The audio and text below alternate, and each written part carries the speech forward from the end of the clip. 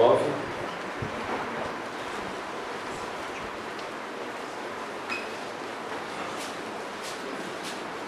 Mateus capítulo 9.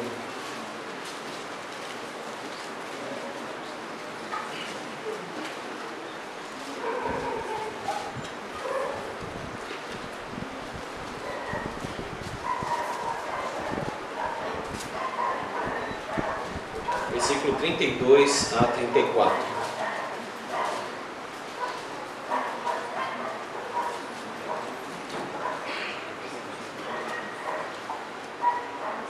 Antes de lermos o texto, nós vamos fazer uma oração.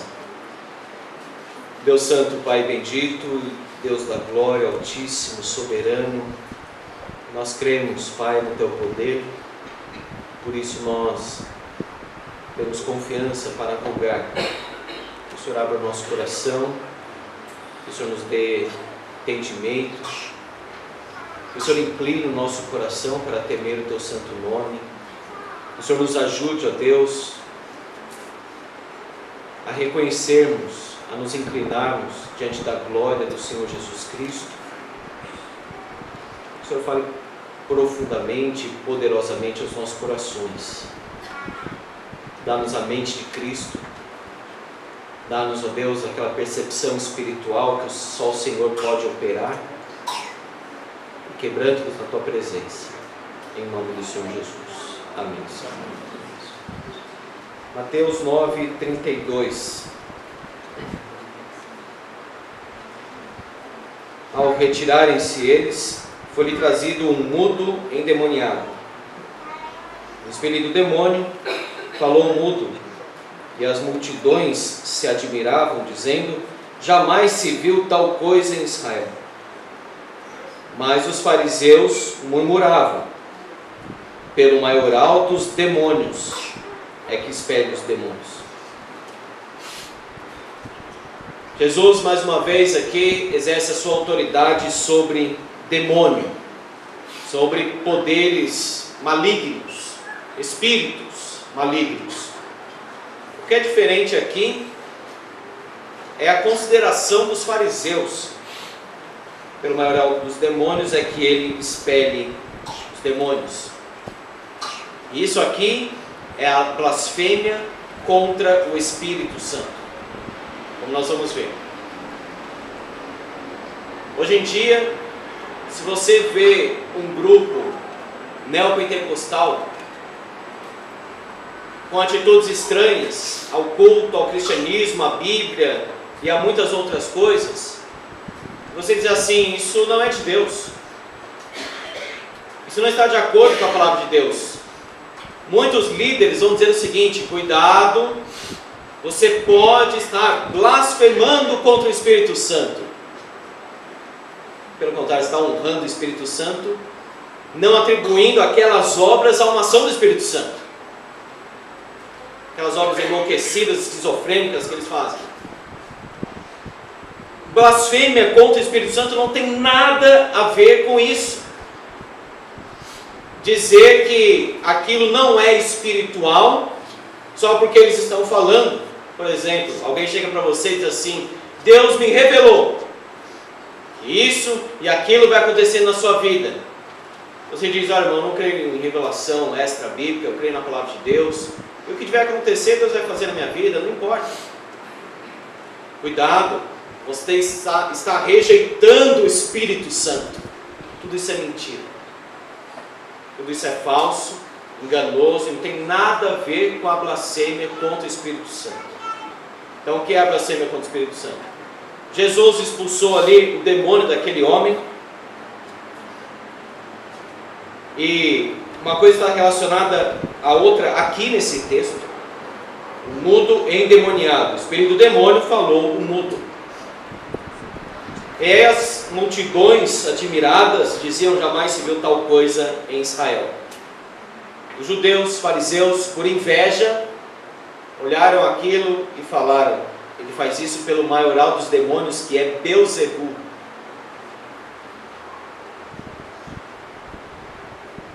Nós temos aqui três experiências, então, três tipos de experiências do pecador com Cristo.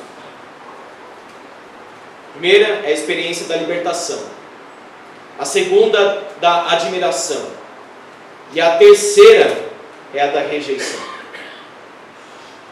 Vejamos então a primeira, a experiência do pecador com Cristo, a experiência da libertação. Homem mudo, endemoniado. Então, toda pessoa que é muda está endemoniada. Isso é uma falta de coerência bíblica absurda. Porque a própria Bíblia diz, em Êxodo capítulo 4, quando Moisés está com medo de falar diante de Faraó, Deus diz para Moisés: Moisés, quem fez a boca do homem? Ou quem fez o mudo, o surdo, que vê, o cego? Não sou eu o Senhor? Diz Deus. Agora é muito difícil às vezes saber se o problema que a pessoa tem é de ordem física ou espiritual.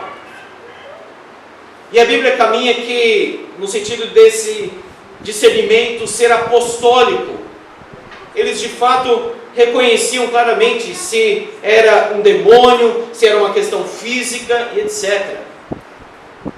Agora, Satanás pode agir de uma forma tão astuta que por trás daquele diagnóstico do psiquiatra, do psicólogo, seja lá quem for, nós temos ali a ação maligna, não somente algo físico, mas é muito difícil realmente reconhecer, separar, ter uma linha ali, essa linha é muito tênue, difícil, de doença mental e possessão demoníaca. Satanás, ele parece ser mais inteligente do que alguns outros demônios, que pertencem a uma casta inferior, que gostam simplesmente de atormentar. Satanás parece ser mais inteligente no sentido de procurar enganar, distorcer a verdade, conversar e etc., levar alguma coisa. Contudo, tem uma casta inferior de demônio que deseja simplesmente atormentar, destruir, matar e acabar com alegria, etc. Que é o caso aqui. Ele agia para deixar a pessoa simplesmente muda. O homem era escravo do pecado, de Satanás e do mundo. Jesus nos liberta das três coisas: do pecado, da tirania do pecado, não da presença, mas da tirania, do poder, do domínio do pecado, da imposição do jugo de Satanás e da escravidão cultural, que é o sistema pecaminoso chamado de mundo na Bíblia. Jesus nos liberta de tudo isso. Você já desfruta da liberdade dos filhos de Deus? A Bíblia diz que nos dias finais, por causa da rejeição do Evangelho, os demônios eles teriam uma ação mais ampla, permitida por Deus até, mas muito mais ampla. Nós temos mais recursos, mas nós temos mais doenças hoje. Nós temos mais medicina, mas as pessoas estão mais doentes hoje. Doença emocional, as pessoas em desespero, uma tristeza profunda, etc. Pode ser simplesmente algo físico. E demônio não amansa com remédio não, viu? Tomou remédio, melhorou, então era espiritual. Não era espiritual, porque demônio não vai simplesmente se amansar com um remédio. Mas irmãos, será que nós não observamos que por trás dessa enfermidade emocional que todas as pessoas praticamente estão sentindo hoje, tem essa ação do inimigo? Qual será a abrangência da ação de Satanás nos nossos dias? E a pergunta é: será que você já foi liberto do jugo de Satanás? Será que você ainda está amarrado, digamos assim, espiritualmente, pela escravidão do pecado? Não se engane. Jesus disse: conhecereis a verdade, e a verdade vos libertará. E se o Filho do Homem vos libertar, verdadeiramente sereis livres. João capítulo 8. Pecamos, mas se vive no pecado, ainda não foi liberto. Se ainda deseja constantemente o pecado, se ainda o pecado está amarrando, como que dominando o coração da pessoa, ainda não teve o encontro real, libertador, salvador do Senhor Jesus.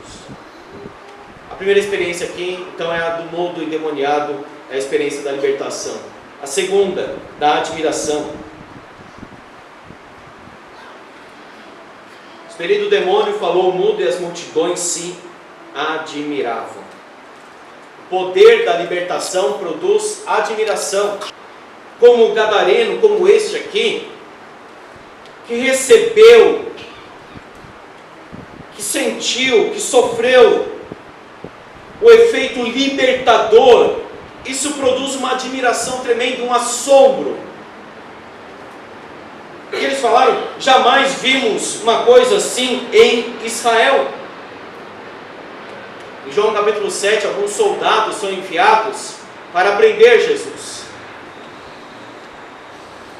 Eles voltam sem Jesus.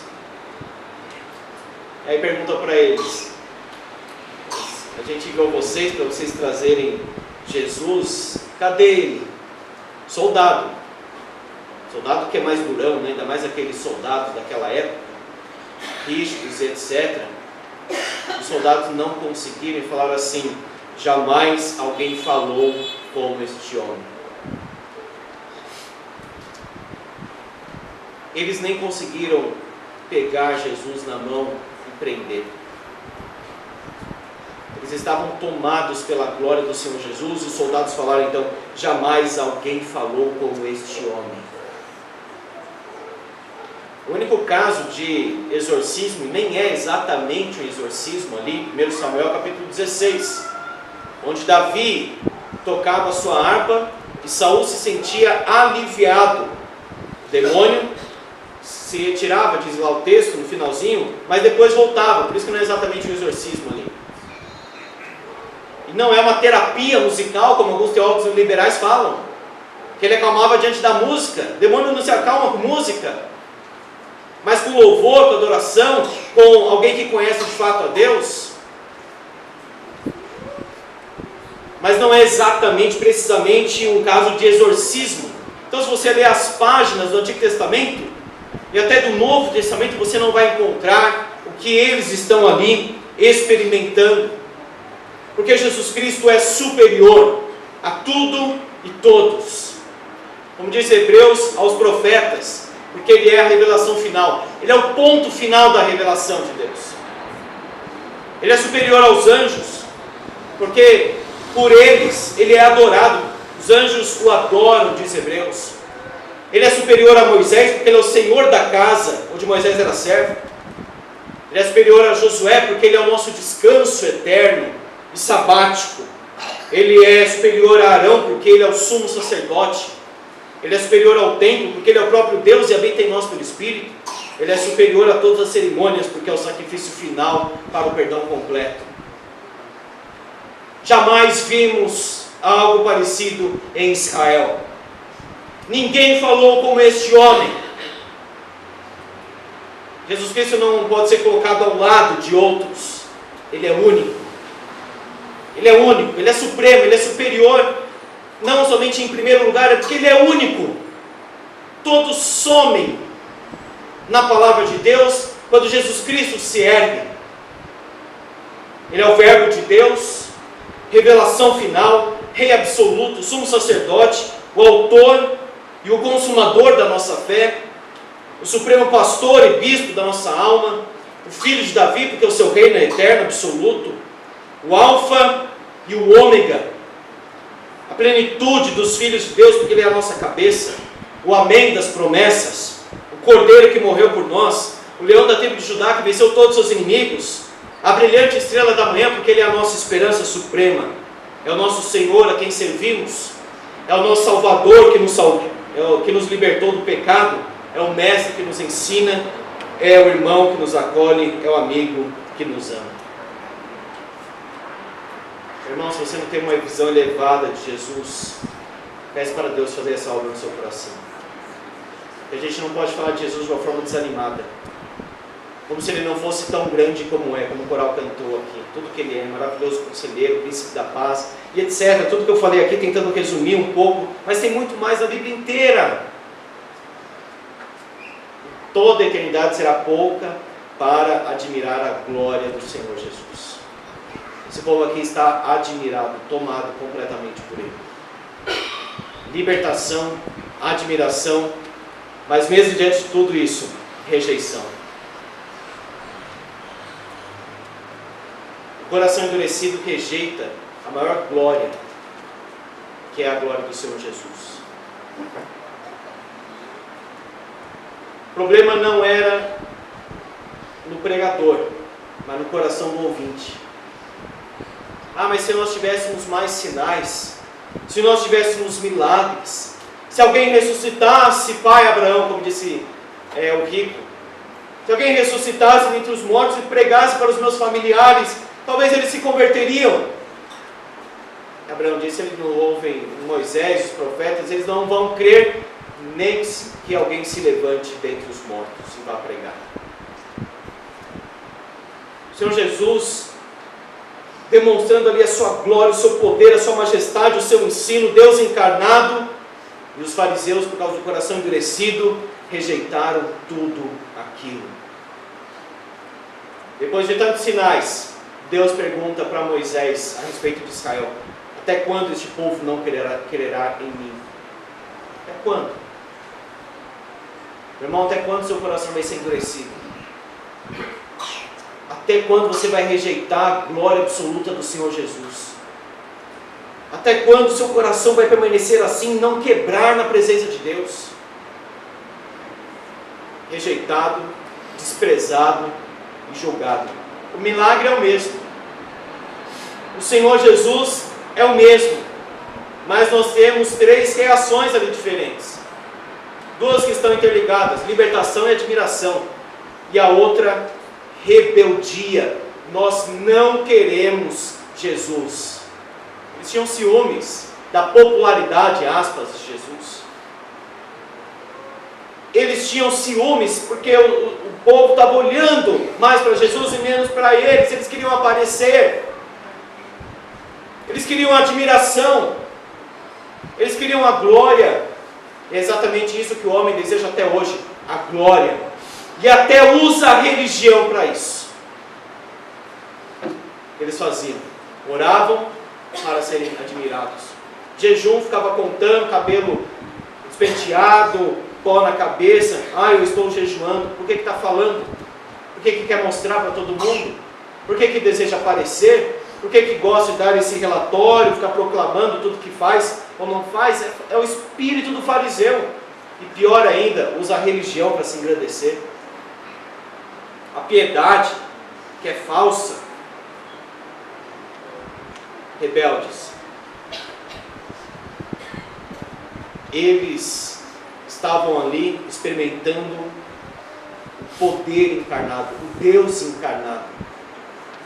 Não poderia ser mais. Por isso Jesus falou: vocês são piores do que os habitantes de Sodoma, porque lá estava Ló, mas aqui está o Filho do Homem. Eles se arrependeram com a pregação de Jonas, que era um profeta que queria fugir, depois voltava, um profeta meio desobediente. Mas aqui está o Filho do Homem. Nem assim vocês creem.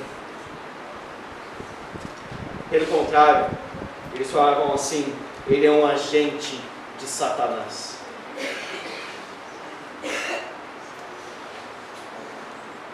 Beelzebul, diz aí no capítulo 10, versículo 25: basta ao discípulo ser como o seu mestre, o servo como o seu senhor. Se chamaram Beelzebul ao dono da casa, quanto mais aos seus domésticos. Então, irmão, se o próprio Senhor Jesus foi chamado Beelzebul, a gente vai ser chamado do quê? Você quer ser elogiado no Facebook? Quer ser paparicado? Sabe que o Filho do Homem foi chamado Beelzebul? Quer ser elogiado por tudo que faz? Por que, se Jesus experimentou isso aqui? Se o mestre experimentou, e os seus discípulos? Capítulo 12, versículo 32, versículo 31 e 32. Por isso vos declaro, Mateus 12, 31. Por isso vos declaro: todo pecado e blasfêmia serão perdoados aos homens, mas a blasfêmia contra o Espírito Santo não será perdoada. Se alguém proferir alguma palavra contra o Filho do Homem, ser-lhe-á isso perdoado, mas se alguém falar contra o Espírito Santo, não lhe será isso perdoado, nem neste mundo, nem no porvir. Maioral dos demônios, Beelzebul, que significa Senhor das Moscas, uma ligação com Baal.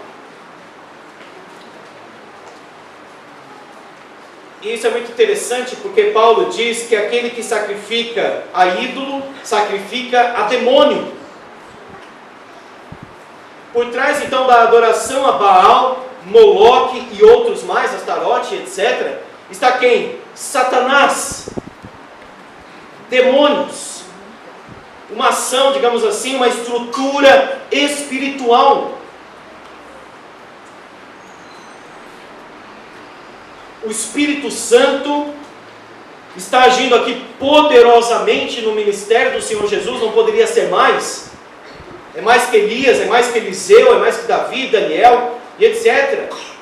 Eles estão aqui sob a influência de uma luz que é muito poderosa. É o próprio Messias encarnado. E Jesus está ensinando, Jesus está pregando, perdoando, manifestando a sua glória. E eles, ao invés de dizer assim, o Espírito Santo está agindo na vida ali deste Jesus, ao invés de atribuir ao Espírito Santo, atribuíram a Satanás. Isso é blasfêmia contra o Espírito Santo. Rejeitar a obra de Jesus de uma forma final e absoluta. Não é questionar, será que essa prática é correta ou não? Porque a Bíblia diz provai os espíritos, se procedem de Deus ou não. Então faça isso. Não vai aceitando qualquer pregação, qualquer pastor, qualquer pregador, igreja. Questione tudo, tudo. Seja um crente bereano, que pensa com a Bíblia no braço, no colo. Pense como um cristão. A palavra blasfêmia na língua grega significa simplesmente injuriar, difamar ou rejeitar. Eles estão rejeitando o Espírito Santo. Nós não queremos o Espírito Santo. Nós não queremos Jesus. Na essência, eles estavam dizendo aqui, nós queremos Satanás. Porque nós queremos orgulho, nós queremos rebeldia, nós queremos ira, nós queremos glória humana. É isso que Satanás sempre quis. Nós queremos idolatrar. A igreja satânica, ela se reúne, que não pode ser chamada de igreja, mas eles falam que é igreja, mas digamos assim, uma reunião satânica. Eles se reúnem para fazer tudo aquilo que a Bíblia diz para não fazer.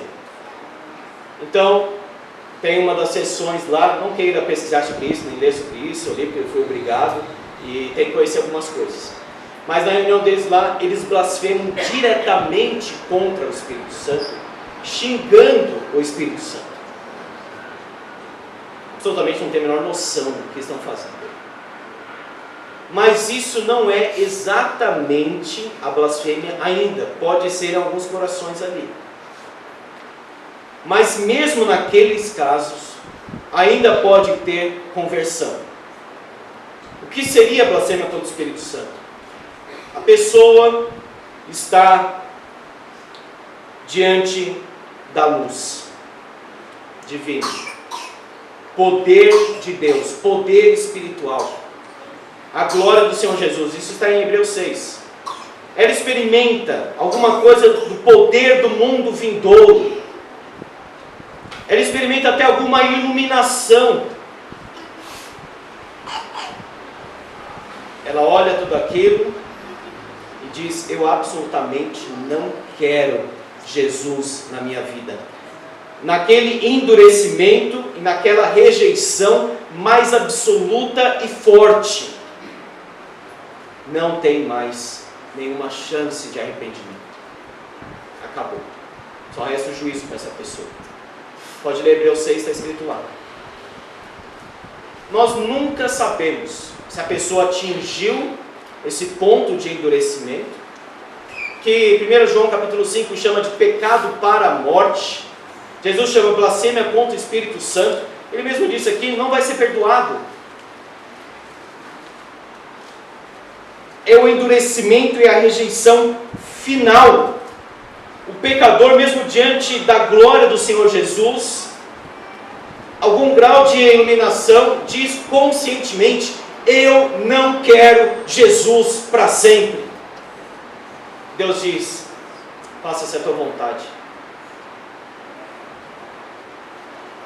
A pessoa que fica endurecendo constantemente, ela tem que tomar muito cuidado, porque pode chegar nesse nível aqui, pode chegar nesse termo de endurecimento final.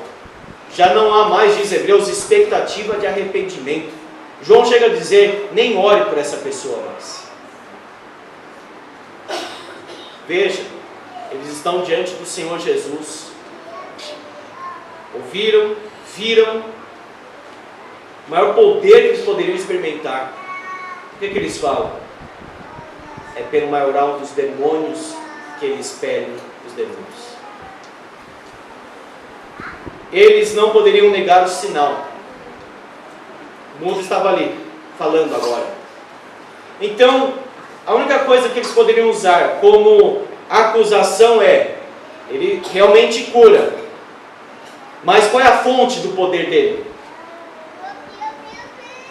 Um demônio hierarquicamente maior, digamos assim, hierarquicamente maior, mais poderoso, mais respeitado, digamos assim, poderia expulsar outros, segundo eles.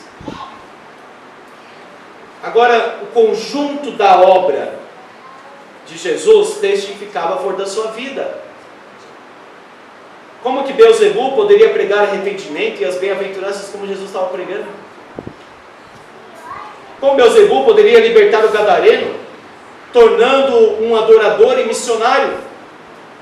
Como Beelzebul poderia fazer o bem com tanto amor, alegria e paz, como Jesus fazia?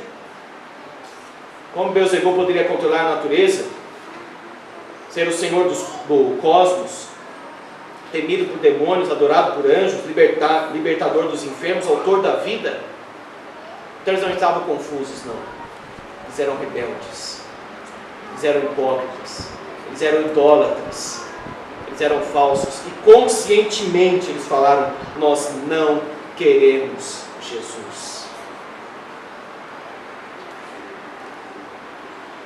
Experiência da libertação, admiração e rejeição.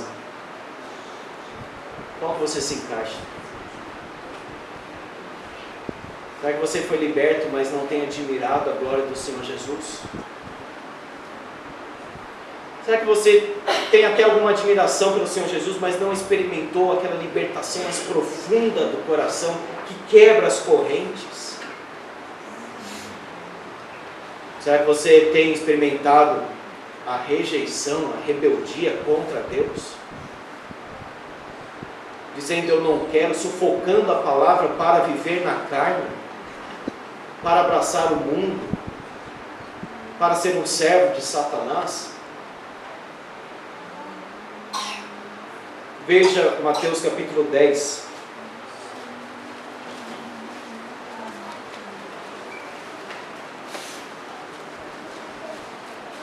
Versículo 24. O discípulo não está acima do seu mestre, nem o servo acima do seu senhor. Basta ao discípulo ser como seu mestre e ao servo como seu senhor.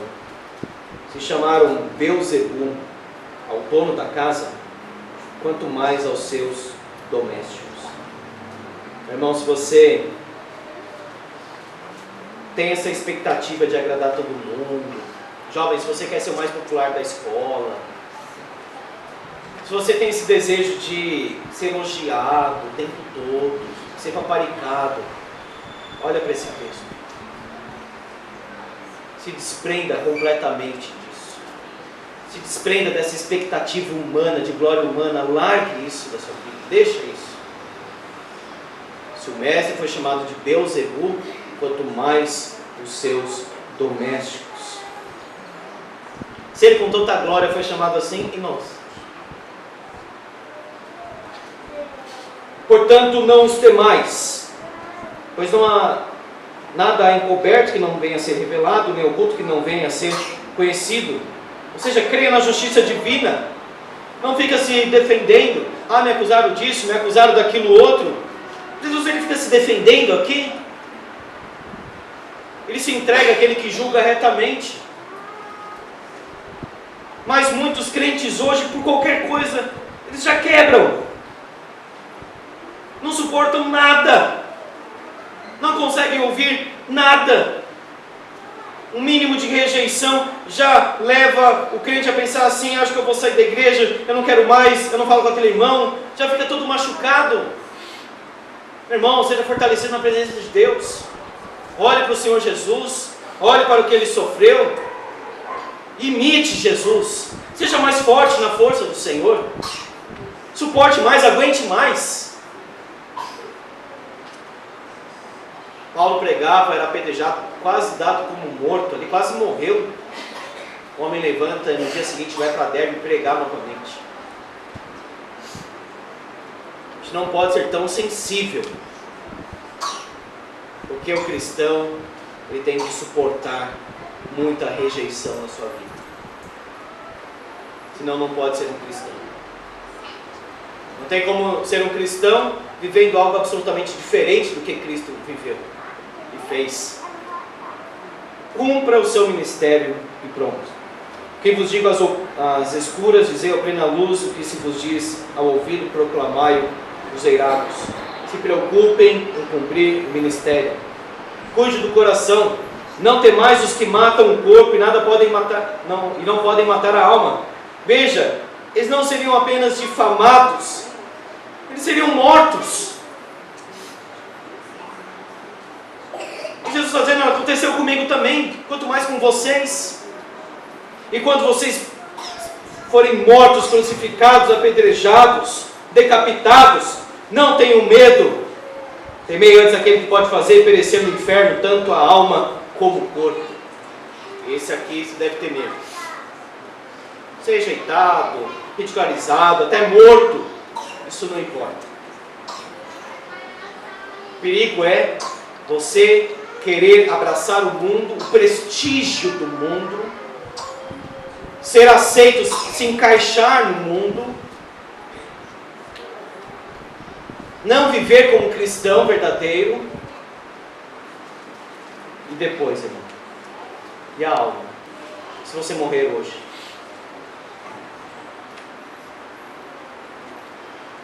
Versículo 29. Não se vendem 2 pardais por um laço, e nenhum deles cairá em terra sem o consentimento do vosso Pai. Quanto a vós outros, até os cabelos todos da cabeça estão contados. Não temais, pois, bem mais valeis vós do que muitos pardais.